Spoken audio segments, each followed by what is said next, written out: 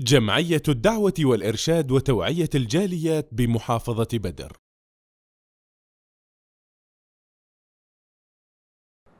الحمد للہ رب العالمین والصلاة والسلام علی اشرف الانبیاء والمرسلین اما بعد۔ محترم سامعین و ناظرین،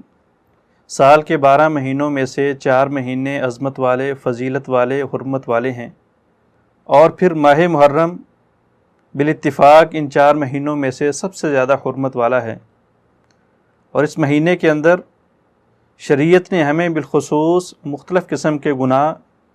اور نافرمانیوں سے منع کیا ہے۔ وہ گناہ، وہ نافرمانیاں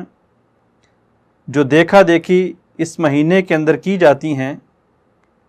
ان گناہوں میں سب سے پہلا اور سب سے بڑا گناہ اس روئے زمین کے اوپر گزرنے والی سب سے مقدس ہستیاں صحابہ کرام رضوان اللہ علیہم اجمعین کے اوپر طعن و تشریح کرنا ہے۔ دشمنان دین کی طرف دیکھا دیکھی ان کے بارے میں اپنی زبانوں کو طول دینا ہے، ان کی عظمت کے اوپر، ان کی ذات کے اوپر طعن و تشریح کرنا ہے، حالانکہ وہ لوگ ہیں جن کے بارے میں اللہ رب العالمین نے فرمایا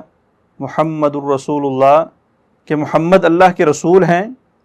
اور محمد کے ساتھی صحابہ کرام رضوان اللہ علیہم اجمعین وہ لوگ ہیں جو دشمنان اسلام، دشمنان دین، دشمنان محمد ان کے لیے بہت زیادہ سخت ہیں، لیکن آپس کے اندر پیار اور محبت سے رہنے والے ہیں، آپس کے اندر اخوت سے رہنے والے ہیں، اور ہر وقت اللہ رب العالمین کا فضل اور اللہ رب العالمین کی رضامندی تلاش کرنے والے ہیں۔ اور اللہ فرماتے ہیں کہ یہ ساری کی ساری نشانیاں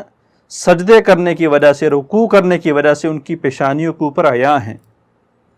اس ماہ مقدس میں ان ہستیوں کو برا بھلا کہا جاتا ہے جن کے بارے میں آقا نامدار علیہ الصلاۃ والسلام نے فرمایا، اے لوگو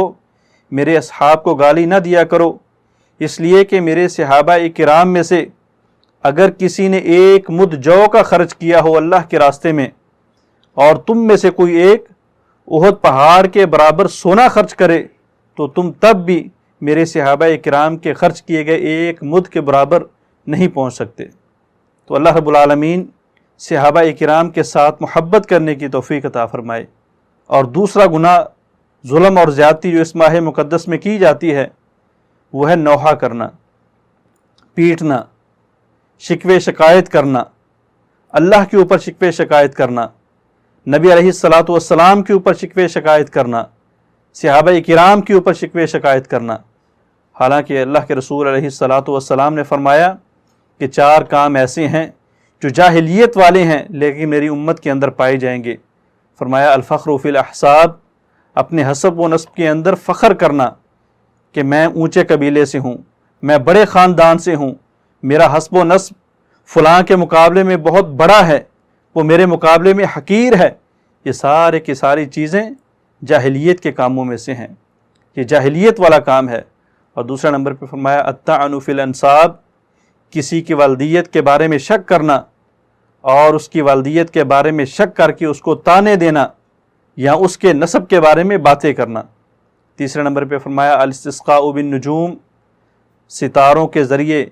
اپنی قسمت آزمائی کرنا، اپنی قسمت کے احوال پوچھنا یا ستاروں کے ذریعے بارش طلب کرنا۔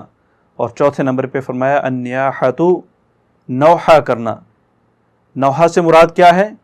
اللہ کے رسول علیہ الصلاۃ والسلام نے دوسری حدیث کے اندر ارشاد فرمایا کہ جس انسان نے اپنے سینے کو پیٹا، جس انسان نے اپنے وہ جیبوں کو پھاڑا، اور جس انسان نے اونچی اونچی آواز کے اندر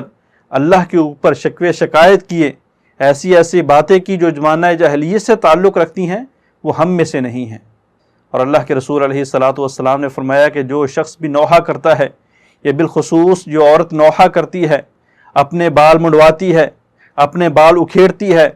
اسی طرح اپنے سینے کو پیٹتی ہے اور اونچی اونچی آواز کے اندر شکوے شکایت کرتی ہے، وہ میری امت میں سے نہیں ہے، اس کا میرے ساتھ کوئی تعلق نہیں۔ اور دوسری روایت کے اندر فرمایا کہ ایسی نوحہ کرنے والی عورت قیامت والے دن آئے گی اور اس کے اوپر تارکول کا لباس ہوگا، اور اسی طرح اس کا جسم وہ خارش زدہ ہوگا، بیماری زدہ ہوگا۔ اللہ تعالیٰ سے دعا ہے کہ اللہ رب العالمین بالخصوص ہمیں اس ماہ مقدس میں ان گناہوں سے بچنے کی توفیق عطا فرمائے۔ السلام علیکم ورحمۃ اللہ وبرکاتہ۔